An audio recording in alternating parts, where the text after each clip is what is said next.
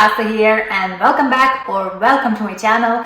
Today I'm doing another product review and surprise surprise, it's another foundation review. So today in the hot seat I have the new Fenty Beauty Pro Filtr Soft Matte Powder Foundation. Honestly, I'm not very much into powder foundations, but I thought I will give it a go and see how that lasts. Apparently Rihanna was making this foundation for 3 years because she could never find a perfect blurring foundation to satisfy her needs, so she spent a lot of time into creating this product. It comes in this little compact packaging. As you can see, it easily fits into your palm. Inside it has a nice sized mirror and obviously the pressed powder with the Fenty Beauty initials on it. Underneath, when you lift the lid, there is another little kind of reflection thing. It's not a mirror, and you have a little sponge to apply your foundation. So I bought my foundation here in Ireland for €34, and as far as I know, it's $36 on the Fenty Beauty official website. So you get 9.1 grams of product or 0.32 fluid ounces. So today I want to do a wear test using this foundation.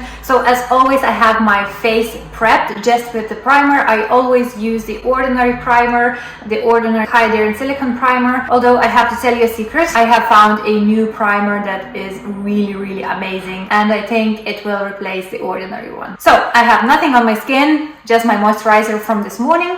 As I said, I have the primer in my T-zone. And let's just apply this bad boy. So on one side of the face, I will use the included sponge that you can find underneath of that foundation. And on the other side, I will use a brush. We'll see which one it works better. I have a color 230, which looks like this. I have to mention though that it comes in 50 shades, this foundation. And it's great because it's a lot of shades and it really caters for different skin colors. But I honestly was a bit overwhelmed choosing a color because there's so many. Hopefully now this will work. It's not too far off my own skin tone. I chose a neutral undertone, so it should be fine. So let's do this. So I'm gonna take a little bit of that foundation on the sponge and start applying.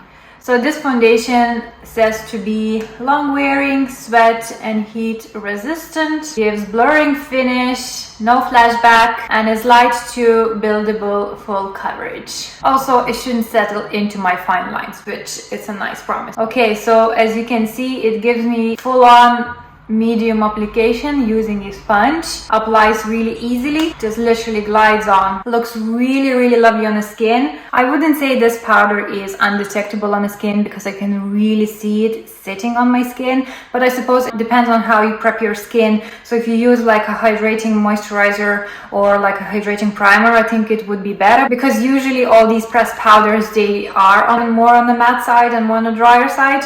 So this is not an exception. Also color wise, it's unusual because what I can see in the pan is definitely not what I can see in my face. It looks much darker in color when you apply it onto your face. Like if I would take it on my finger and put it against my skin, you see how much lighter this foundation looks? When I applied it on my skin, it kind of like changed the color.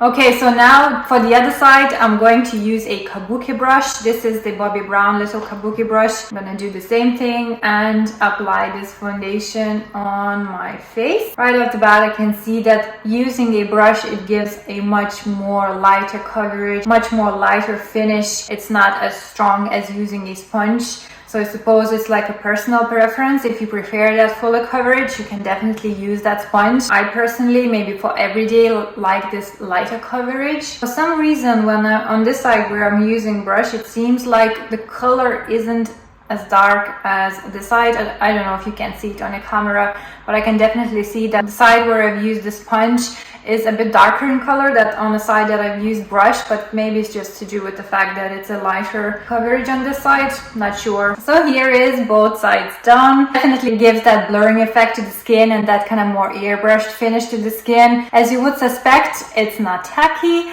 Feels like nothing on the skin, pretty much. I don't feel any heaviness or any powderiness, nothing on the skin. So That's a good thing. Now I'm gonna just apply a little bit of cream concealer to see how this foundation reacts when the cream product goes on top. So for concealer, I'm going to apply just a little bit of Dior Forever Skin Correct Concealer. I'm gonna use my finger to blend it out, and we'll see how this sits together with the foundation underneath. Not bad at all. No issue with concealer sitting on top of that foundation on the areas where the two products meet. So this means that you can apply your concealer on top of that foundation and you don't need to apply it beforehand, because with some powders they don't work together with creams very well, so you are left with little patches or texture on your skin. So I have applied the rest of my face makeup off camera and everything went on lovely. Foundation looks really good, apart from color being a little bit too dark, but that's okay. It'll be amazing for summertime, I think. I'm gonna try to wear it as long as I can today to show you how it performs throughout the day. I did check on Fenty Beauty official website for directions on how to use this foundation. They do advise to moisturize your skin first, then apply your favorite primer, wait a few minutes until the primer settles in, and then use a sponge for medium to full coverage or a brush for lighter coverage. So this is what I guessed as well. Because it is a powder, I would definitely use like a more hydrating primer, but I probably would use it just on the outer perimeters just to have that kind of more moisturizing feel on the outside, but I would leave my T-zone out of moisturizers or illuminating primers because I don't need any more shine over there. Okay, so we're going to leave this as it is, and I will check with you a little bit later on. Checking in for 3-hour mark because I'm about to go to a long walk and it's raining outside, so I didn't want, rain to get onto my face and then, ruin my foundation. So this is how it looks so far. I'm standing in front of the window, so there's natural light here. I actually think that my natural oils came through, so there's no more of that kind of powdery finish that it was when I first applied this foundation. So it looks a little bit more like skin and more natural. It's not that shiny, I wouldn't say, anywhere at the minute. It did gather a little bit into my smile lines here, but that's nothing unusual because so many foundations do that to me. But yeah, so far I think it's quite nice. 5-hour check-in. I'm back from my walk and all. I'm very surprised how well this foundation is actually lasting. So I was in a shop as well and I was wearing my mask, but I can tell you that it didn't come off. It still looks really good, like even on my nose, like I can't see that it came off, and my face still looks very nice and not too dewy or anything. So 5 hours on, it still holds pretty well. This foundation had to withstand a very tough day today because I did go for a walk in the rain, I went grocery shopping, it means I wore my mask, and I finished my very sweaty workout. But what can I say? It's life, right? This is how we wear foundations day to day. At the end of the day, 7 hours later, this is how my face looks. It's pretty shiny at this moment, especially in the T-zone. That's completely understandable because one thing, I didn't set my T-zone with any other additional powder, which I always do when wearing liquid foundations. And also most of the foundations that I wear, and if I do cardio workouts, they end up looking similar. But my final thoughts on this Fenty Beauty foundation, really good everyday foundation. If you are into powder foundations, I can definitely see myself using this powder foundation on top of my liquid foundation if I need any extra coverage.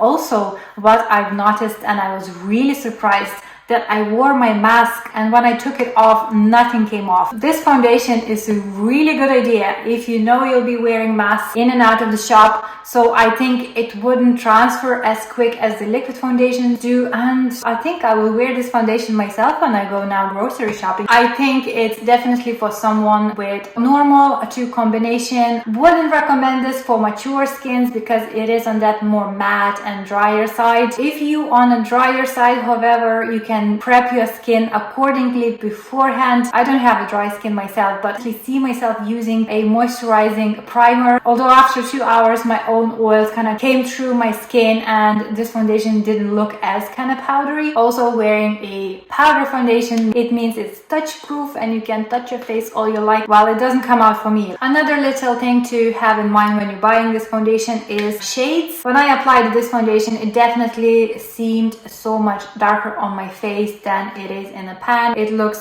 so much lighter than when it's actually applied onto the skin. I don't know what way it works or how it reacts with your skin, but it does go a little bit darker. As you can see, my neck is like 2 shades lighter than my face. And just have this in mind when you're choosing your shade. Maybe you want to go, maybe just go 1 shade lighter. So with that all being said, I'm delighted I tried it. I definitely see myself using it. As always, if you enjoyed it, don't forget to give me a thumbs up, subscribe to my channel if you haven't already, and I'll see you in my next video.